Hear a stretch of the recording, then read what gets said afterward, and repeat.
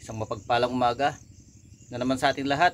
Ngayon, ka-farmers, sa video po na ito, papakita ko sa inyo kung paano ako maglagay ng gamot at magtimpla ng gamot sa ating sprayer. Actually, ka-farmers, nandito yung mga gamot natin, pero hindi ko sasabihin yung pangalan. Sinadya ko talagang tinalikod.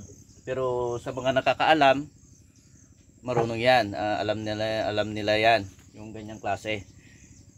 Ito ka-farmers, ito yung gagamitin natin para sa ano. Actually, simple lang naman ang paglalagay ko ng sa mga pipino natin kagaya sa sitaw, ganun.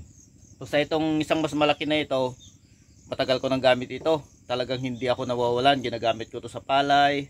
Lahat na yan, kung may clue kung sinong marunong palay, gulay, lahat na yan, hindi nawawala sa akin yan. Kasi yan ang pinaka the best sa akin na gamot. Ito naman, fungicide lang ito.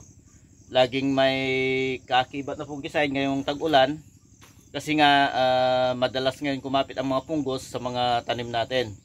Yan.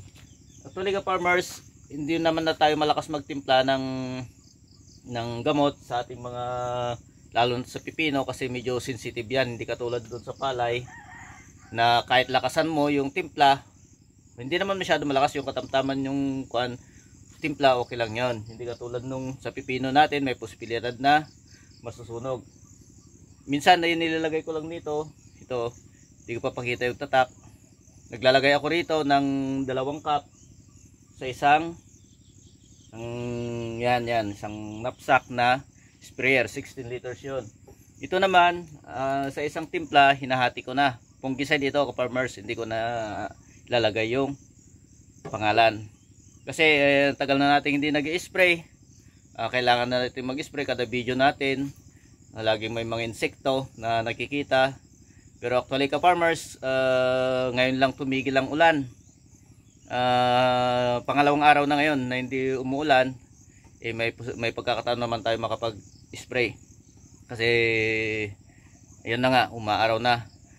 Pero hanggang sa itong araw na ito, hanggang sa pag-i-spray lang na naman matatapos natin, kasi may mga tinatapos pa tayo doon sa barangay natin. Kasi medyo palapit na yung validation sa barangay. May manggagaling sa probinsya, kaya medyo tumututok tayo. Kasama natin yung mga barangay tanod natin ngayon, ka-farmers. Yan ka-farmers, ulitin ko lang 2 cup lang yung nilalagay ko rito. Pero hindi ko babanggitin yung pangalan nito. Actually, nahati ko na to kasi wala namang overdose ito, fungicide dito. Kung medyo mas marami, mas maganda ito. May fungicide dito kasi insecticide lang po ito.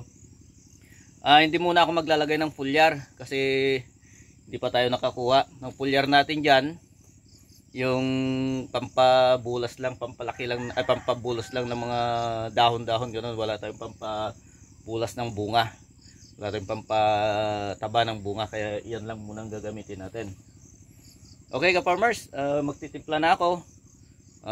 Hanggang dito na lang muna. Ayaw ko pong i-live yung paglalagay ko ng timpla kasi baka may mga magko-comments na hindi ganyan, hindi natin maiwasan yung ka-farmers. Pero okay lang, tinatanggapin natin yon kasi may sa pamamaraan ng pagtatanim, may kanya-kanyang paraan naman yan ka-farmers. Okay ka-farmers, hanggang dito na lang muna.